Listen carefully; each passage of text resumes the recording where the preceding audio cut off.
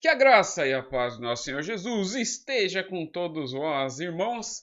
Bem-vindos a mais um vídeo no canal Libertos em Cristo e no vídeo de hoje vamos falar de um assunto importantíssimo, que é sola Escritura. Por quê? Eu venho vendo, aliás, vários canais e várias pessoas alegando, dizendo assim: rapaz, eu sou sola Escritura, o que você está dizendo não faz sentido, e não sei o que lá, e não sei o que lá. Só que quando você vai para os detalhes do que a pessoa está defendendo, ou do que a pessoa está falando, na verdade ela está defendendo um outro conceito que ela nem sabe. Ela está longe do sola Escritura e está defendendo um conceito chamado de nuda Escritura. Bom, no vídeo de hoje eu vou explicar tudo em detalhes para vocês, o que é sola Escritura, o que é nuda Escritura, fazer um resumo e aí deixar a pergunta para vocês. E aí, vocês são sola ou vocês são nuda Escritura? Então, a gente vai falar sobre esse assunto. Antes do vídeo, preciso te lembrar, não se esqueça de se inscrever no canal, dar like, curtir, compartilhar, porque ajuda muito o canal a crescer, ganhar relevância e chegar a muito mais pessoas, tá bom? Então, conto aí com a sua ajuda. Bom, e também, lembrando, já estava esquecendo, sobre torne-se membro do canal. Aqui no canal nós temos estudos bíblicos para os membros do canal aberto, e esses estudos bíblicos aí o pessoal tem gostado bastante e a gente vai continuar fazendo mais conteúdo para os nossos membros, porque os nossos membros ajudam a gente a, de alguma maneira, financiar alguma coisinha ou outra que é necessário para o canal.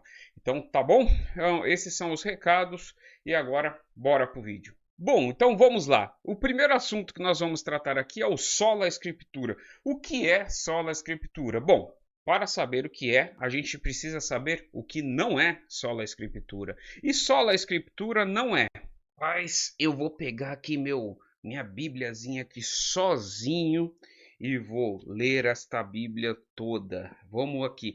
Esse negócio aí de que, na história da igreja, esse negócio aí de que houveram concílios anteriores, esse negócio aí de teologia, não, deixa isso daí para lá. O meu negócio é aqui, ó. Eu vou pegar a Bíblia e vou começar a ler a Bíblia aqui do zero, do Gênesis, e vou ler a Bíblia todinha aqui e vou criar a minha doutrina, que é bíblica, a minha doutrina, que é o evangelho puro. Então, se você acha que sola Escritura é isso, você está redondamente enganado. Isto não é sola Escritura, este não é o conceito do sola Escritura. Bom, para a gente entender o que é, então, sola Escritura, a gente tem que entender da onde que veio esse negócio de sola Escritura. Sola Escritura foi um grito de guerra dos reformadores. Por quê? Os reformadores, primeira coisa, você tem que entender aonde eles estavam, qual o conceito da reforma protestante. Primeiro lugar,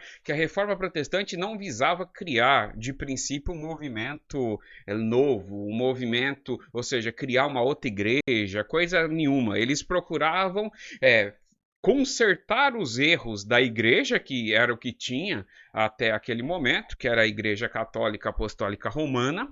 Então, a Igreja Romana, qual que era o objetivo deles? Consertar esses erros. Então, era apresentar teses que reformassem a igreja e melhorassem, e o grande, digamos assim, catalisador disso foram as indulgências, tá certo? Mas beleza. Então, era isso aí. A reforma protestante tinha este objetivo. Só que qual que era o problema?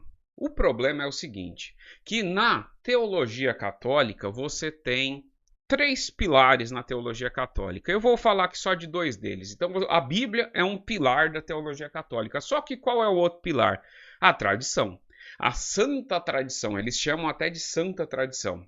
Por quê? A santa tradição é a tradição da igreja desde quando se conhece. Então foi se desenvolvendo uma forma de liturgia, uma forma de acreditar nas coisas e tal. Então essa tradição, ela foi se desenvolvendo ao longo do tempo. Só que o que acontece? O grande problema na igreja católica é que a tradição ganhou mais força do que as próprias escrituras. Então, Esta que era a ideia do sola scriptura. O sola scriptura, quando foi dado este grito, o objetivo não era você pegar a Bíblia, isolar de tudo e jogar tudo a história da igreja no lixo. Não. A ideia deles era o seguinte, era falar, inverter esta posição. Ou seja, você tinha lá a tradição numa posição alta, a Bíblia numa posição baixa. Então, qual que era a ideia? Reverter isso. A Bíblia como a fonte de autoridade final, era essa a ideia, a Bíblia como a fonte de autoridade prática final na vida do cristão, e você tinha a tradição. Então você teria que submeter a tradição ao escrutínio das escrituras. As tradições que estivessem de acordo com as escrituras, beleza, não tem problema nenhum. O problema nunca foi a tradição, o problema sempre foi a tradição antibíblica, era esse o problema. Então você submeteria a tradição ao escrutínio das escrituras e tudo que desse certo, beleza, continuaria assim. Isso era exatamente a cabeça dos reformadores. Ah, agora eu entendi! E para você ver que esse negócio de tradição é importante, você mesmo aí, cristão, protestante, se você é um cristão protestante ortodoxo, você tem várias tradições da história da igreja que você conserva. Por exemplo, dentro da história da igreja houveram vários concílios chamados de concílios ecumênicos. Qual que é a ideia desses concílios? Eram debater ideias que durante a história da igreja foram surgindo. Então surgia alguém lá, eu vi nas escrituras tal coisa, beleza. Ele começava a propagar uma ideia, o que as pessoas faziam? Reuniam em concílio, chamavam lá os bispos e tal, iam debater aquela ideia para ver se aquela ideia poderia ser uma ideia adotada dentro do cristianismo. E desses concílios participavam muitos irmãos, muitos pessoas que eram verdadeiros servos de Deus, eram verdadeiros cristãos ali, que estavam com preocupação legítima se a ortodoxia das escrituras estava sendo corrompida ou não, entendeu? É verdade que para quem estuda a história da igreja vai ver que digamos assim, essa história, a igreja foi se desviando dos princípios bíblicos, mas sempre teve, ou seja, Deus nunca deixou que a sua igreja fosse vencida, entendeu? Então sempre teve pessoas fiéis ali, obviamente que chegaram séculos aí, principalmente no século X da história da igreja, que foi terrível, entendeu? Mas assim, sempre teve escapatória. Mas quando a gente fala desses primeiros concílios, esses primeiros concílios são considerados até hoje como concílios e como as doutrinas ali decididas são doutrinas que nós adotamos. Vou te dar um exemplo. Aliás, um exemplo não, vou te dar 4 exemplos dos 4 primeiros concílios. O primeiro concílio, chamado Concílio de Nicéia, que aconteceu no ano de 325 depois de Cristo, foi um concílio que rebateu uma heresia chamada de arianismo, tá certo? Na verdade, tanto esse primeiro quanto esse segundo concílio rebateram o arianismo, mas neste primeiro concílio em especial, ele tratou de cristologia, porque Ário afirmava que Cristo não partilhava da mesma substância de Deus, ele foi um ser criado, ou seja, Cristo era inferior a Deus Pai. E aí, com isso, esse concílio reafirmou a divindade de Cristo. Você que está aí assistindo, você acredita que Cristo é da mesma substância que o Pai? Ou seja, que Cristo é Deus? Se você acredita nisso, você está guardando uma tradição aí da igreja, entendeu? Porque isso foi decidido no concílio foi no primeiro concílio, o concílio de Nicéia. Então, se você acredita nisso, é basicamente isso que você está fazendo. Por quê? Porque é o seguinte, quando esses concílios se reuniam, eles iam pegar o quê? Os apóstolos, ia pegar as escrituras e ia debater. Isso daí faz sentido o que você está defendendo ou não faz sentido? Obviamente, bom, eu vou falar do segundo concílio e faço um parênteses aí. Então, o segundo concílio, qual que foi? Foi o primeiro concílio de Constantinopla. Então, o segundo concílio foi feito em Constantinopla no ano de 381, que clarificou o quê? A natureza do Espírito Santo. Então, reafirmando afirmando que tanto o Filho é Deus, quanto o Espírito Santo é Deus. Bom, você é trinitário? Se você é trinitário e você não entende a natureza e a disputa desses dois concílios, talvez a sua defesa trinitariana seja meio fraca, entendeu? Pode ser engambelado por qualquer um. Por quê? Porque ali foram concílios que definiram, por exemplo, o Espírito Santo é Deus, entendeu? E aí, com base nisso, isso deu base para outras doutrinas que nós cremos também. Só para você ter uma ideia, hoje em dia ainda existem esses descendentes dos arianos, que é os chamados testemunhas de Jeová. A testemunha de Jeová tem uma compreensão muito próxima à compreensão de Ário, que foram reprovados nesses concílios. Esse daí é o grande problema de você falar assim, vou pegar aqui, vou ler aqui e vou tirar da minha cabeça e vou começar a montar a doutrina. Porque você não é mais especial que ninguém que já teve aí na história da igreja. Você é tão pecador quanto qualquer homem que teve e quanto qualquer homem que virá. Então você tem que entender que você tem limitações, eu tenho limitações, nós temos limitação. Então quando você se atenta à história da igreja, quando você se atenta à tradição, principalmente aquelas dos primeiros séculos, que ainda você estava ali muito próximo da igreja primitiva, é muito importante para que você não cometa heresias que já foram rejeitadas há muito tempo. Isso é muito importante. Seguindo, então, nós temos o terceiro concílio, que foi o concílio de Éfeso, em 431 depois de Cristo.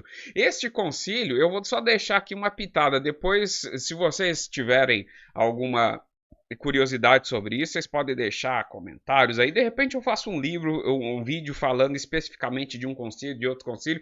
Nesse concílio se discutiu o seguinte: e aí, Maria era Christotokos ou Maria era Theotokos? O que Maria era? Se você não sabe nem o que significa isso daí é um negócio muito interessante. E, aliás, a gente vê esse monte de heresia geralmente nas igrejas que negam isso daí. As igrejas que acham que são autossuficientes ou as igrejas guiadas por pessoas autossuficientes. Você pergunta assim, Maria era mãe de Cristo ou Maria era mãe de Deus? Eu não vou responder aqui, porque isso daí já foi respondido no Concílio de Éfeso em 431.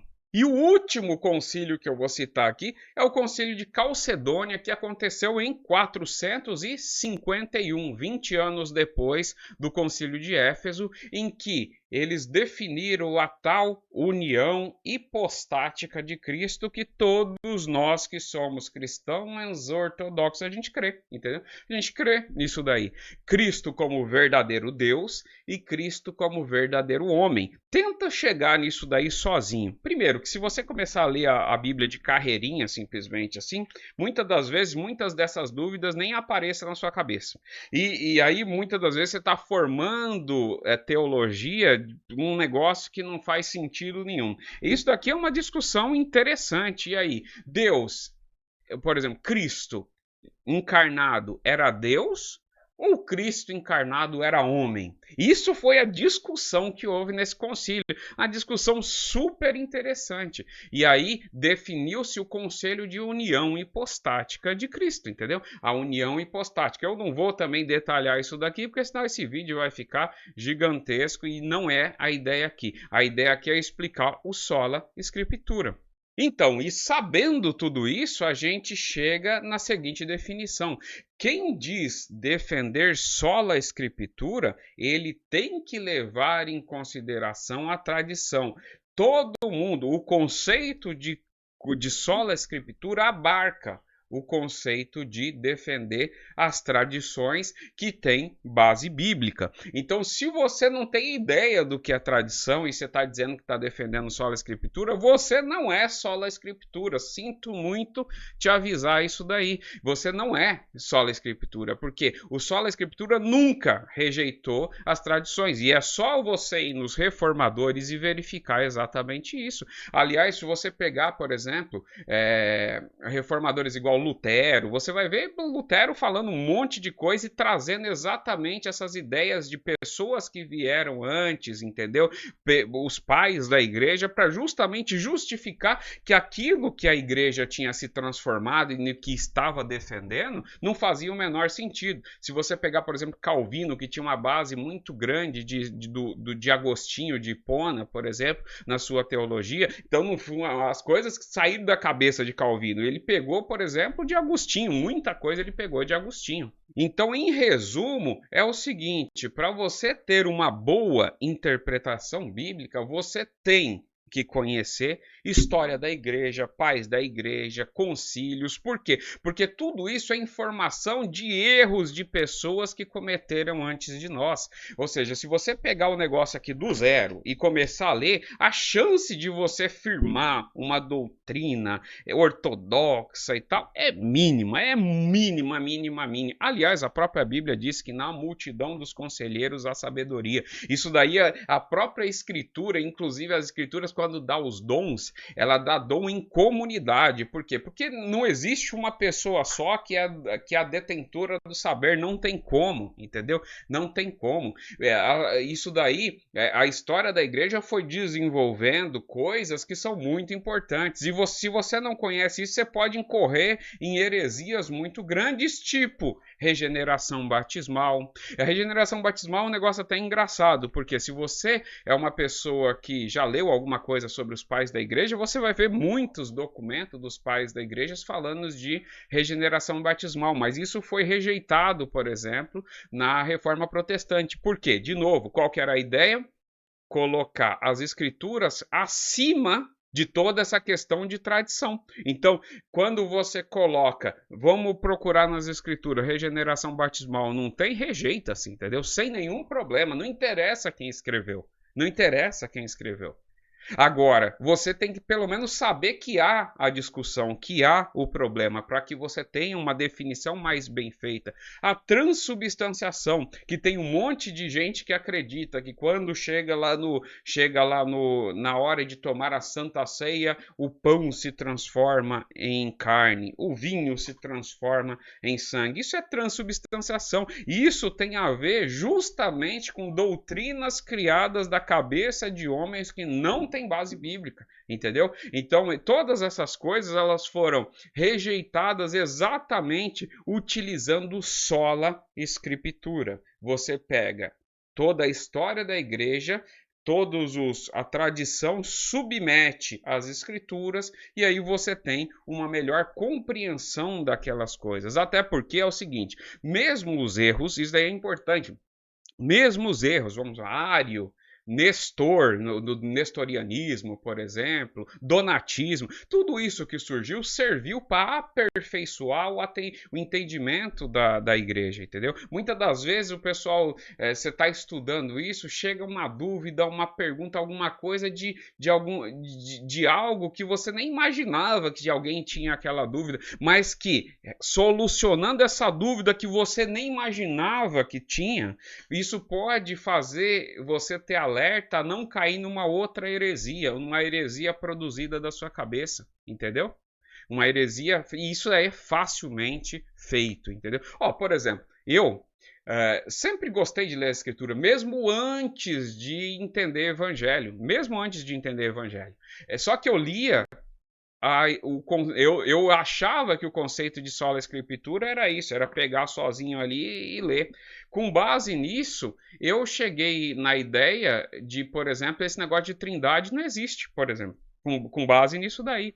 Eu cheguei na ideia que o negócio de trindade não existe, sem eu ter a menor ideia de que negar a trindade, você negaria um monte de conceitos basilares das escrituras e incorreria em problemas dos mais diversos na interpretação do texto bíblico, entendeu? Então, quer dizer, isso daí é um negócio muito interessante. Bom, então agora a gente vai para o nosso segundo ponto, que é o conceito que muita gente defende sem ter a ideia de que está defendendo, que é o conceito de nuda escritura. Essa ideia de pegar as escrituras, a partir de hoje eu sou a própria, digamos assim, o próprio intérprete autorizado por Deus, entendeu? E vou criar as doutrinas na minha cabeça, esse conceito chama de nuda escritura e não sola escritura. Então, muita gente que eu vejo defendendo o conceito de sola escritura, na verdade está defendendo o conceito de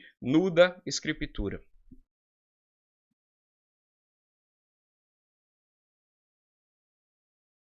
É bom tomar uma água, né? Então, vamos lá. O que é nuda escritura? Nuda escritura, ele surgiu, e aí você tem aqui alguma história que exatamente para definir exatamente quem foi o primeiro, tal, é difícil, mas teve algumas alas de reformadores, ou alas da reforma mais radicais, por exemplo, os anabatistas holandeses e alemães do século XVI. Você teve também alguns puritanos congregacionalistas do século XVII, puritanos americanos, e alguns evangélicos fundamentalistas no século XX. Você vê que isso daí não é tão antigo assim, que ressignificaram o conceito de sola escritura para um conceito de nuda escritura. O que é nuda escritura? É escritura desacompanhada. Só um parênteses, tá? A ideia de sola escritura, eu até esqueci de comentar com você, a ideia sola do latim, ele não significa... assim, você pode colocar como somente, mas ele é uma palavra polissêmica que significa base, por exemplo, que significa, assim, somente como base, entendeu? Ou seja, como única fonte da verdade, mas não uma escritura desacompanhada, que é exatamente essa ideia do nuda escritura, escritura e o resto pro lixo. Essa que é a ideia do nuda escritura, é escritura desacompanhada. Ou seja, eu até escrevi um negócio aqui para não falhar, que é o seguinte: escritura é total e completamente suficiente como única fonte de doutrina e prática cristã, e assim descartou o ensino da tradição cristã, rejeitando os credos. Aliás, porque os credos eram resultados desses concílios. Uma vez você fazia os concílios, você construía o credo. Depois vocês dão uma lida, digita aí na internet, credo apostólico, você vai ver. O credo apostólico ali define a trindade, por exemplo. É muito bonito o credo apostólico, entendeu? Eu fazia parte de uma igreja batista reformada que a gente sempre recitava esse credo apostólico, era bem legal. Bom, então, rejeitando os credos, as confissões e mesmo as contribuições precedentes de outra área do saber. Ou seja, para que saber história? Para que saber exegese, hermenêutica, saber grego? Sabe? Ou seja, eles tornam esse conceito nu da escritura torna a teologia algo impossível de se fazer. Porque se você vai pegar o texto nuda, ou seja, desacompanhado de absolutamente tudo, então, meu filho, é da sua cabeça, no final das contas. Porque existem muitos conceitos nas escrituras que são complicados. Por exemplo, sei lá, Paulo eu lembro assim, lembrando de cabeça, Paulo diz assim, quanto aos... eu esqueci a frase que ele fala, mas quanto às bases primordiais, preliminares deste mundo, tal. Ele cita uma frase desse tipo. Depois, se eu lembrar, eu coloco aqui uma tarja com a frase completa ali. Mas beleza. Quando ele cita isso, ele não está citando assim do nada. Se você lê aquilo e não sabe, por exemplo, se você não conhece o pensamento estoico, que quem ele combatia na época, você não tem ideia do que Paulo está falando naquele negócio, entendeu? Você não tem ideia. Entendeu? Esse que é o grande problema do conceito nu da escritura, porque ele pega coisas e vai pegar muitas das vezes conceitos filosóficos que estão nas escrituras e vai desconsiderar completamente e dar uma interpretação que não tem nada a ver com o que a escritura quis dizer, entendeu? Tem nada a ver. Existem, por exemplo, quando você vai estudar um autor, isso daí é muito comum em filosofia, sei lá, você vai estudar Nietzsche, você vai pegar na Nietzsche Nietzsche, vai estudar Nietzsche. Então Nietzsche combatia um movimento chamado de niilismo. Então na filosofia dele tem essa ideia de contraposição ao niilismo. O grande problema é que o que ele definia por niilismo não era exatamente o que os estudiosos definem por niilismo. Então isso daqui é só um exemplo, tá? Porque aí teria que entrar em muito mais detalhe desse negócio, mas assim, se você não compreende a cabeça do autor e o que ele quer dizer quando ele diz certa palavra ou certo conceito, você não vai entender o que a pessoa está dizendo, entendeu? É a mesma coisa, talvez eu até vou fazer isso daí mais para frente, por exemplo, quando Calvino fala de decreto. Muitas das vezes o que o Calvino chama de decreto não é o que as outras pessoas chamam de decreto. O que Calvino, por exemplo, chama de livre-arbítrio não é o que as outras pessoas chamam de livre-arbítrio. Porque tem gente que me pergunta, o ser humano tem ou não livre-arbítrio? A minha resposta é depende do que significa livre-arbítrio para você, entendeu? Porque dependendo do conceito que você tem na cabeça, livre-arbítrio é um conceito, tá certo? É um conceito.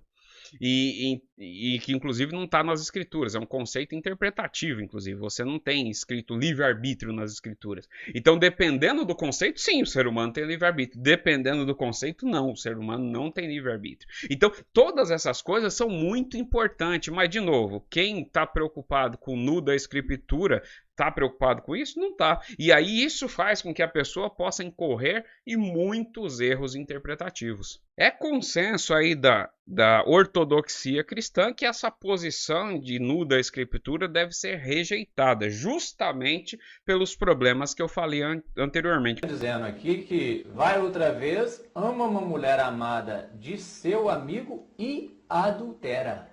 Posso dar uma olhada, você? À vontade. Qual que é? Pedro 3. Aqui. Vai outra vez, ama uma mulher amada de seu amigo. Sim. E adúltera. Não é adúltera? Tem um acento aqui, Deixa professor. eu ver. Primeiro, abre as portas para o individualismo completo, ou seja, você é o cabeça de tudo, a última fonte da verdade, em detrimento a tudo que foi pensado antes de você, ou será pensado depois, entendeu? E pode trazer uma interpretação muito subjetiva, e essas interpretações subjetivas geralmente são problema.